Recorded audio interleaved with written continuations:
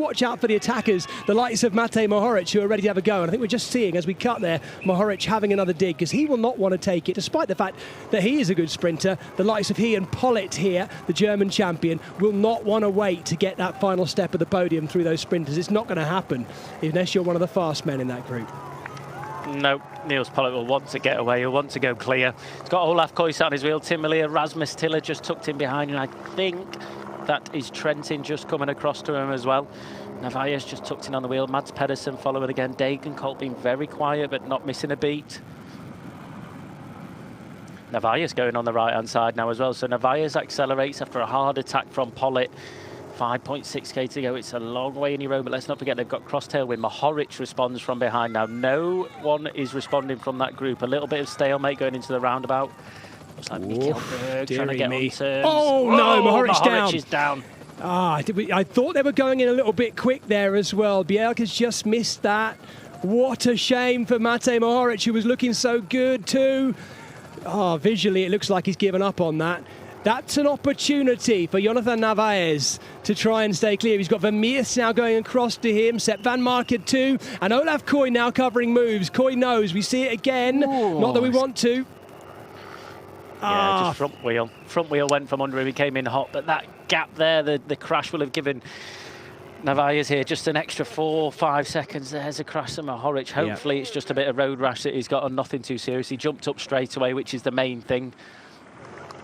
I want to know what tyres Jonathan Narvaez is on, because he absolutely ripped. I thought he was going to go down, but he's stayed upright and gone through there with an advantage, both physical and mental by the looks of it.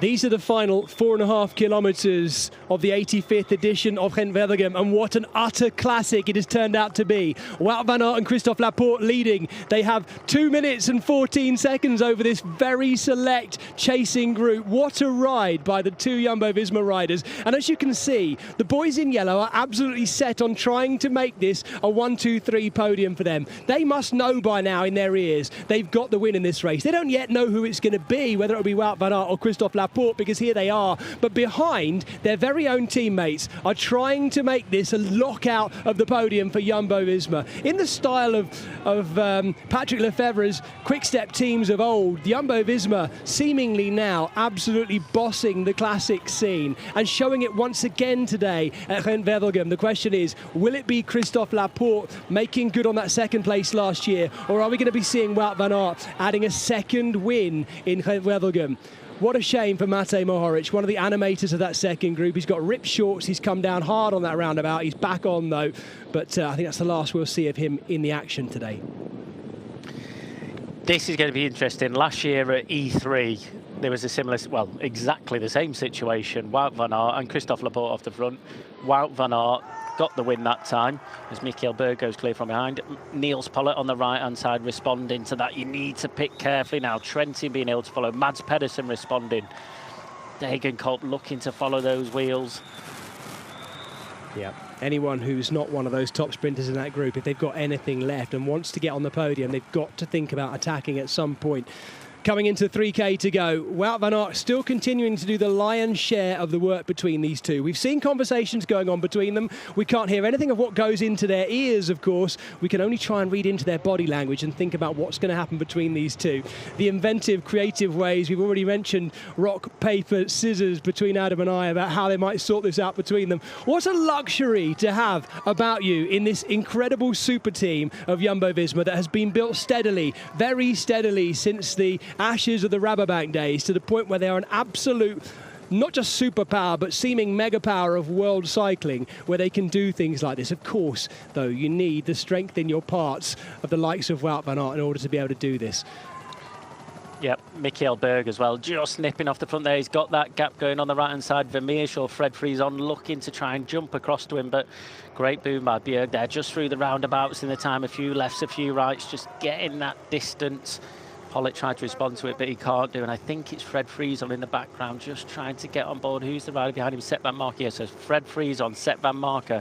Everybody still looking at each other in the back. Dan McClay pulling through. Now Van Hooijdonk goes to...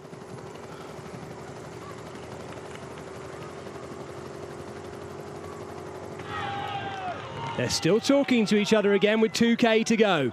So Wout van Aert, just a little hand on the back of Christophe Laporte. I don't know, Adam, if they've been told anything or whether they're being left to sort this out between them, but there's an awful lot of chat between those two with 2K to go. One of them will be the winner of the 85th edition of Wevelgem in Flanders Fields. Michael Bjerg is trying to see if he can get on the podium with them, but he's got company. Fred Frisson is in very, very good form. He rode across to the breakaway in De Panne midweek and finished 4th in that race.